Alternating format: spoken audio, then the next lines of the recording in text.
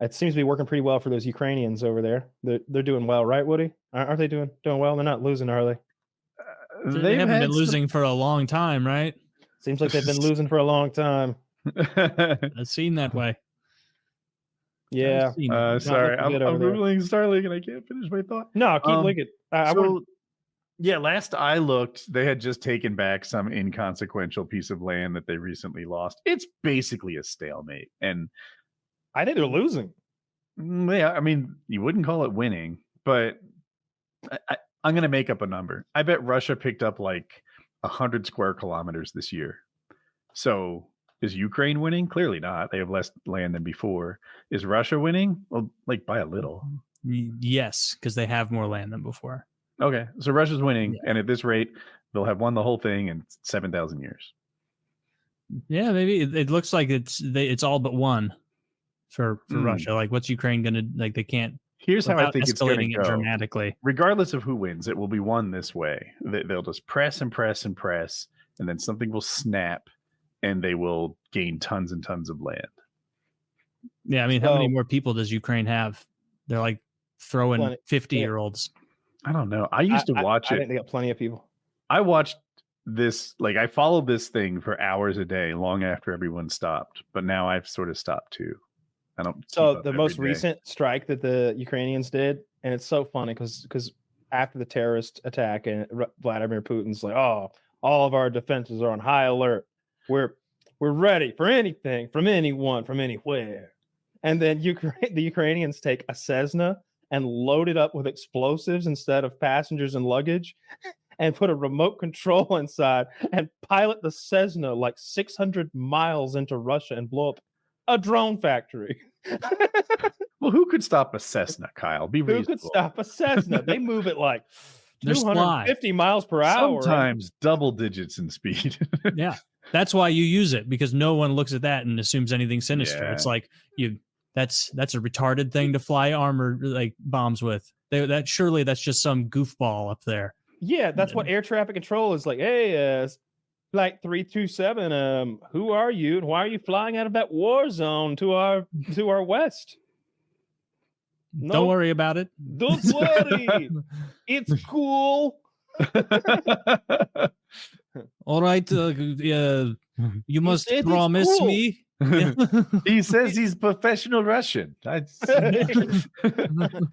no, under Operation Cross My Heart, Hope to Die, I will allow him deeper intonation.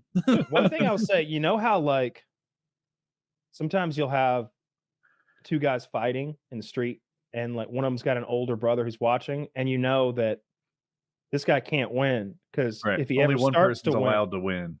Only one person's allowed to win. I think to some extent that's true with Ukraine. The powers of Europe won't let Kiev fall. Like that, I'll bet anything you want on. Kiev will not fall.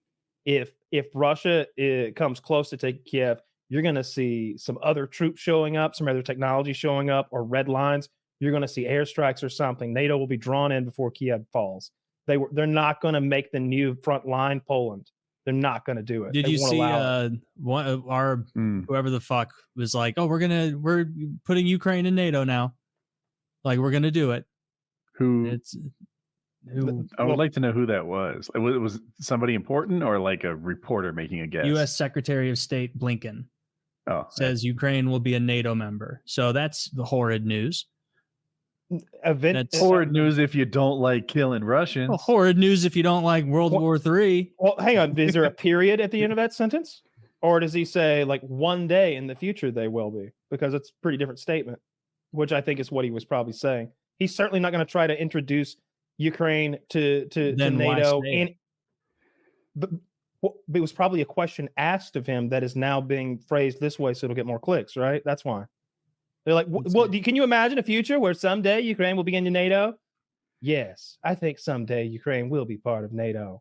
He's talking about Star Trek days in the future, I bet. I do have the statement. Ukraine will become a member of NATO, period. Our purpose at the summit is to help build a bridge to that membership. So I feel like it's a little of both of what you're saying. Yeah. Well, they can't become a part while they're in the middle of this war. That is like a NATO thing. I don't think you can join while you're at war. The rules can be broken and For they sure. can make little workarounds if Turkey's they not- want. Hopefully they do No. not, because then what is it like Article 5 Turkey's not gonna or something? Turkey's not gonna sign off on that. They almost lost Turkey because of that fucking those Russian psyops going on in Sweden, burning Qurans. I don't know what's going on in Genius. Turkey, and I don't want to. It's none of my business. Not What are they much. doing over there? They have good street food. Good drones. They build drones? really cheap attack drones. Who do they give them to? The Ukrainians. I wasn't even sure, but okay. Turkey's good. I mean, Like- I bet they probably sell some to the Russians too, but like they definitely sell them to the Ukrainians. The Ukrainians. The Ukrainians.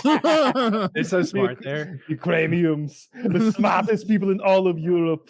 Yeah, France made some kind of big commitment to support Ukraine and bolster their own defense budget, but it turns out half of that is their own nukes.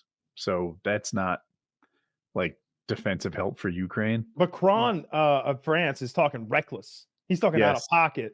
Mhm. every do? time I see him talking, he's talking about if we need to send French troops, then we'll send French troops. I'm not drawing any red lines. We're ready to do this. We're ready to do that. He's ready to put on one of them Napoleon hats and ride into Russia. Dude, I hope apparently. he does. I hope he's the first to go. I hope he's on the front lines tomorrow, putting he his goes- money where his mouth is, fighting hard. If he goes, Poland will likely join because Poland's also ramping up, and they're Yeah. pretty much the new front line Man, against Russian Poland's expansion. just so long of being bullied from all sides.